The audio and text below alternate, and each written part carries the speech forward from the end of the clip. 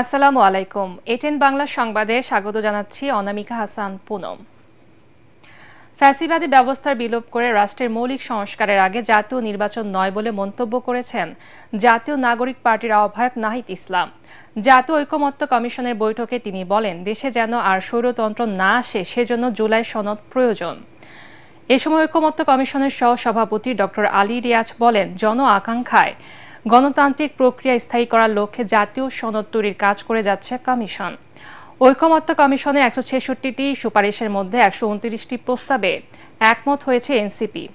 Report করছেন আদ্দিন সজীব। সংস্কার প্রস্তাবে মতামত তুলে ধরতে সংসদ ভবনে জুলাই বিপ্লবের সম্মুখ সারির নেতারা, তাদের দল জাতীয় নাগরিক পার্টির আহ্বায়ক নাহিদ ইসলাম প্রস্তাবের পক্ষে বিপক্ষে মতামত তুলে ধরেন।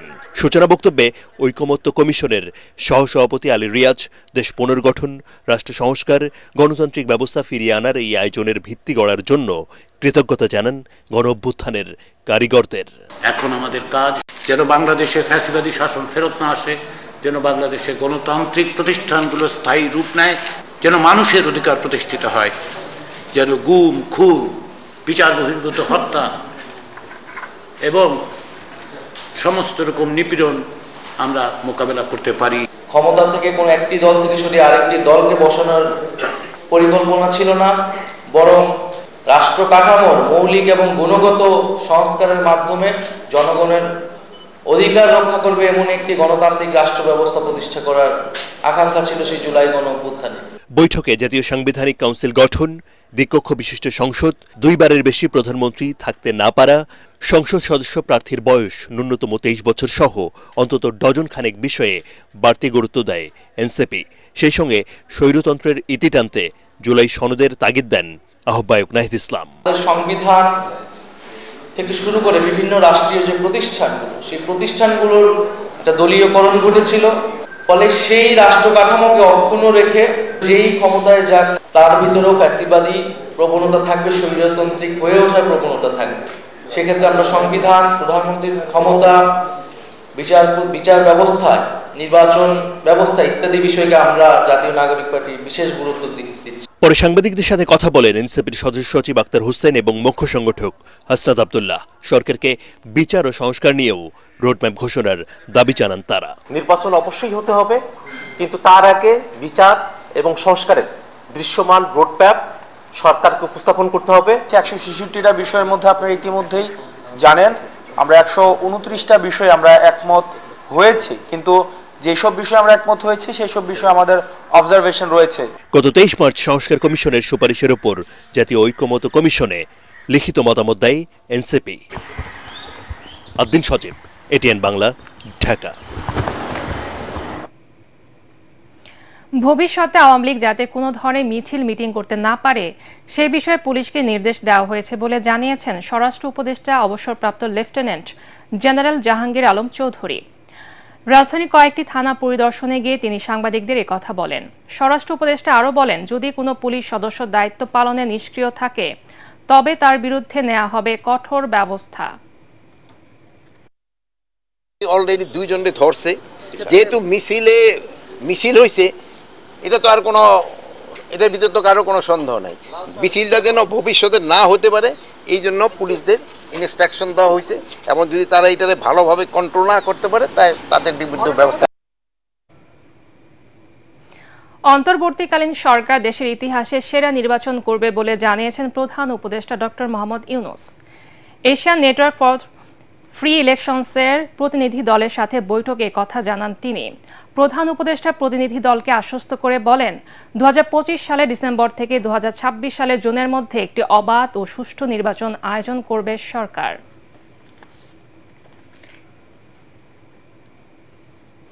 ভারত, চীন কিংবা মার্কিন যুক্তরাষ্ট্র নয়, বাংলাদেশের মানুষই তার ভাগ্য নির্ধারণ করবে বলে মন্তব্য করেছেন বিএনপি মহাসচিব মির্জা ফখরুল ইসলাম আলমগীর। নর্থ সাউথ বিশ্ববিদ্যালয়ের সাবেক রাষ্ট্রদূত সিরাজুল ইসলামের কর্মজীবন নিয়ে আয়োজিত সেমিনারে তিনি এই কথা বলেন। জুলাই অভ্যুত্থানে ছাত্র জনতার আত্মত্যাগ বৃথা যাবে না আশা প্রকাশ করে তিনি সমৃদ্ধ বৈষম্যহীন বাংলাদেশ প্রতিষ্ঠায় সবাইকে ঐক্যবদ্ধ হয়ে কাজ করার আহ্বান জানান।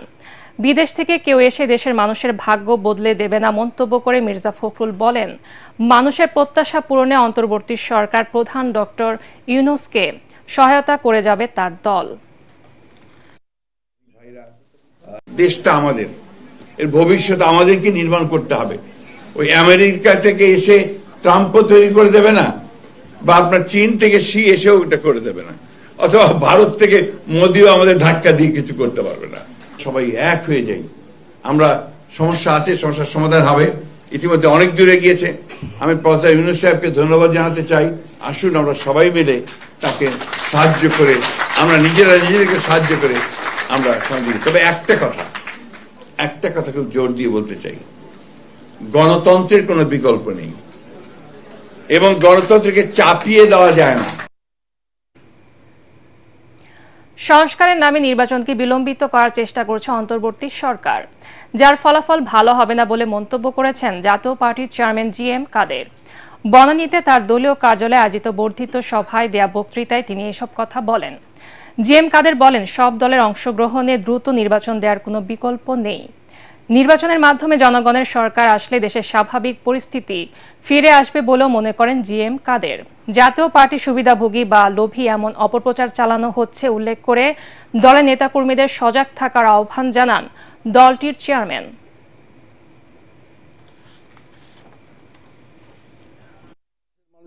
আমরা নির্বাচন চাই যত তাড়াতাড়ি সম্ভব। ডিসেম্বর বলা হয়েছে, ডিসেম্বরে হলেও আমাদের কোনো আপত্তি নেই, আগে হলেও আপত্তি নেই, কিন্তু আমাদের দরকার তার আগে এই কতগুলি বিষয়ে আমাদের মীমাংসাও দরকার। যে নির্বাচনের সময় পুলিশ সঠিকভাবে কাজ করতে পারবে কিনা, নির্বাচনের আগে আমরা প্রচারণা সঠিকভাবে করতে পারবো কিনা, নির্বাচনের সময় ডিসিএসপিরা আমাদের সমানভাবে দেখবেন কিনা, লেভেল প্লেইং ফিল্ড হবে কিনা, আর বর্তমান সরকার তার দলকে নিয়ে নির্বাচনের সময় কি অবস্থান নেবেন, তারা কি পদক্ষেপ নেবেন, এগুলোর ব্যাপারে খোলাসা বৃত্তান্ত আমাদের দরকার। না হলে আমরা সেই নির্বাচন তো করে লাভ নাই। একতরফা নির্বাচন করে দেশেরও লাভ হবে না, জনগণেরও লাভ হবে না, আবার একটা গন্ডগোল হবে, আবার দেশ একটা হতাশার মধ্যে পড়ে যাবে। পতিত স্বৈরাচারের বিচার কার্যকর এবং প্রয়োজনীয় সংস্কার শেষে জাতীয় নির্বাচন আয়োজনের দাবি জানিয়েছেন জামাতে ইসলামীর আমির ডাক্তার শফিকুর রহমান। তাছাড়া জনগণ কোনো নির্বাচন আয়োজন মেনে নেবে না বলেও জানান তিনি। লালমনিরহাটে এক জনসভায় জামাত আমির বলেন, ফ্যাসিবাদীদের পতন হলেও দেশ থেকে ফ্যাসিবাদ এখনো বিদায় নেয়নি।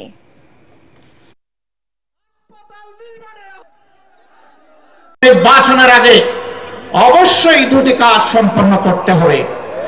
একটি হচ্ছে খুনিদের বিচার, এ বিচার দৃশ্যমান হতে হবে। আরেকটি হচ্ছে প্রয়োজনীয় সংস্কার। এই দুইটা ছাড়া বাংলাদেশের জনগণ কোনো নির্বাচন মেনে নেবে না। আমরা প্রধান উপদেষ্টাকে বিনয়ের সাথে বলবো, আমরা ইলেকশন চাই, আমরা সুষ্ঠু নির্বাচন চাই। আর আমরা চুরি চামারি, কালো টাকার পেশি শক্তির প্রভাবযুক্ত নির্বাচন দেখতে চাই না। দেশ এক অনিশ্চিত ভবিষ্যৎ রক্তপাতের দিকে এগিয়ে যাচ্ছে বলে আশঙ্কা প্রকাশ করেছেন লিবারেল ডেমোক্রেটিক পার্টি এলডিপির সভাপতি অবসরপ্রাপ্ত কর্নেল অলি আহমেদ। শিগগিরই নির্বাচন অনুষ্ঠানের ঘোষণার দাবি জানিয়ে তিনি বলেন, তা না হলে অন্তর্বর্তী সরকারের ফিরে যাওয়া সুখকর হবে না। রাজধানী ইঞ্জিনিয়ারিং ইনস্টিটিউটে এলডিপিতে গণযোগদান অনুষ্ঠানে তিনি এ কথা বলেন। অনুষ্ঠানে সাবেক সামরিক কর্মকর্তা, আমলা ও বিভিন্ন শ্রেণী পেশার 5 শতাধিক মানুষ সহ অবসরপ্রাপ্ত লেফটেন্যান্ট জেনারেল চৌধুরী হাসান সারওয়ার্দী এলডিপিতে যোগ দেন। দলটিতে সারওয়ার্দীকে সিনিয়র প্রেসিডিয়াম সদস্য পদ দেওয়া হয়েছে। সাভারে রানা প্লাজা উদ্ধার অভিযান পরিচালনার সময় সারা দেশ ব্যাপক পরিচিতি পান চৌধুরী হাসান সারওয়ার্দী। আমার অভিজ্ঞতার আগল্পে বলছি, বিপদ খুব সামনে, সাবধান। নির্বাচনের ডেট ঘোষণা করেন, মানুষকে আশ্বস্ত করেন, রাজনৈতিক দলগুলিকে নির্বাচনের দিকে ধাবিত করেন। নারী বিশ্বকাপের বাছাই পর্বে নিজেদের শেষ ম্যাচ জয়ে বাংলাদেশের বিপক্ষে 179 রানের টার্গেটে ব্যাট করছে পাকিস্তান। শেষ খবর পাওয়া পর্যন্ত স্বাগতিকদের সংগ্রহ 2 উইকেটে 116 রান। এর আগে লাহোরে টস জিতে ব্যাটিংয়ে নেমে দলীয় 21 রানে 3 উইকেট হারিয়ে বিপর্যয়ে পড়ে টাইগ্রেসরা। চতুর্থ উইকেটে শারমিন আক্তারকে নিয়ে 44 এবং পঞ্চম উইকেটে নাহিদা আক্তারকে নিয়ে আরও 44 রান যোগ করে দলের বিপর্যয় রোধের চেষ্টা করেন ঋতুমণি। কিন্তু শেষ পর্যন্ত 9 উইকেটে 178 রানের বেশি সংগ্রহ করতে পারেনি বাংলাদেশের মেয়েরা। দলের পক্ষে সর্বোচ্চ 48 রান সংগ্রহ করেন ঋতুমণি।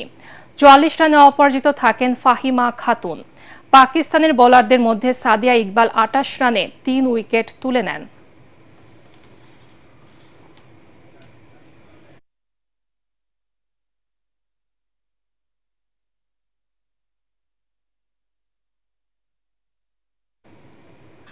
পরবর্তী সংবাদ দেখার আমন্ত্রণ জানিয়ে এখনকার মতো শেষ করছি। ATN বাংলার সংবাদ ইউটিউবে দেখতে ব্রাউজ করুন YouTube/ATN বাংলা নিউজ। ধন্যবাদ সবাইকে।